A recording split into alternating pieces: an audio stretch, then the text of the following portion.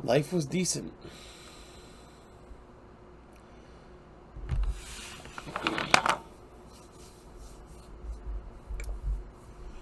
Life was decent. And there wasn't anything I could talk about. At least, nowhere recent. But I closed my night. I fell asleep ready for the day. But as random as life is, I did wake to something strange. I woke, I smoked, I vibed and ate, got dressed, studied, ready for class, and then just one phone call away, she started to die. I froze, I panicked, I drove, got to the hospital unprepared for what was about to unfold. Rolled up to a familiar face, scared that I'm even at this place. She's in the ER, and it's everything we feared. She's lost the battle. The doctor's facts are clear. I refused, and I ran, and I shouted. All of my liquids began to spout. I was a cube of ice, sweating on a frying pan, set to high, screaming and squealing, just as loud as the squeaks of my shoes on the ground. As fast as I could, I ran to her room. I ran to my mom, and instead of her arms, I ran right into my doom. Jaundice yellow, pissing her sheets, seizure in her face, constant tears, half naked and bruised, unable and confused, struggling, couldn't even move, using all of her energy to beg for me, just to hug me. But I couldn't, and I refused. My dying mother needed her son, but all I could do was run. I slammed my head into the halls, bleeding.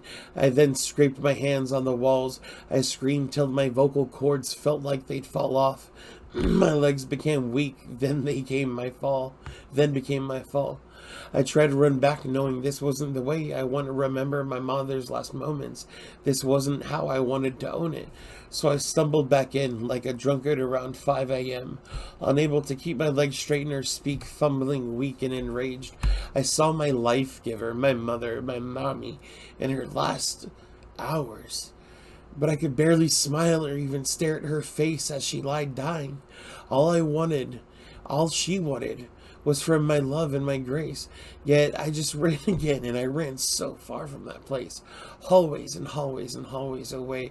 Towards the end of the night, I tried to combine myself for the greater good of my mom, to forgive her for one final glimpse of me in the light of myself. Yet I was denied to hell by my stepfather. Denied an ending relationship, one I wish I could repel. You can't say sorry or apologize. You can't acknowledge what's happening.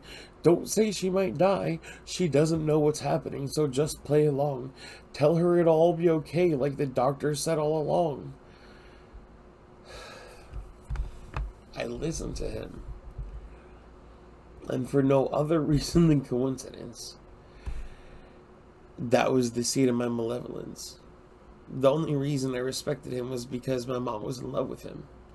But as she lay dying, he had me lying to her. He was the only one who should have been the dying dyer. My family grieved, and my family's emotions were allowed to be leaked. And even those friends of hers who traveled far away, I never even knew had a chance to speak their emotional needs. Yet a lie that was told to me that my mom might survive and might even grow old. A lie that prevented me from saying my last words and trying to be bold. One that prevented me from accepting every piece of her love that was gold. The acceptance of my life and my lies and my wrongs and my rights denied the speech of my life before the audience of all time. She lay dying, and as the main actor, my only line was a single lie. After denying her love, after she tried to tell me it was okay, I could only deny it and say, no, it's all okay. I was ready to admit I was shit and that I'm turning to the light, but all I could do was roll with it and say, I'll see you tomorrow, Mom. We'll see you tomorrow night. She died 6 hours later. After I was nice and numb and isolated, unaware and medicated, I realized what I did after it was too late in the end. I was denied my truths and my final chance to be soothed, so I began to drink and to drink and to drink, and never once again ever blinked. My body forever out of sync with my mind, and a loss out of time, because I never got to tell my mom that I loved her or how much she was mine. I am not myself. I'm not myself. I'm not my fucking self, man. I'm not my fucking self. I was denied my rights. I'm living in hell. So now, my only homage to my mom is to die like she did, oblivious, betrayed, left alone, and sedated. I will die like my mother, for I am her kid.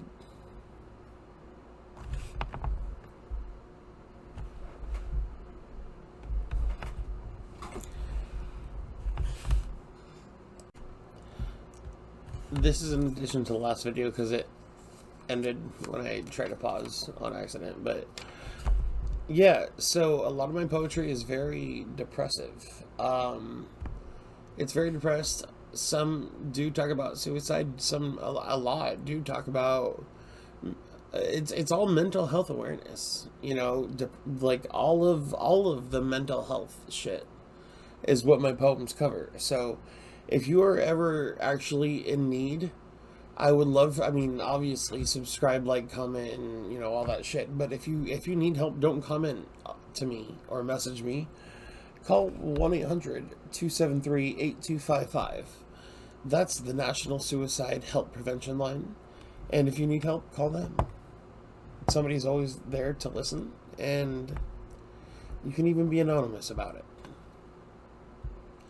But again, it's all okay, man. Chin up.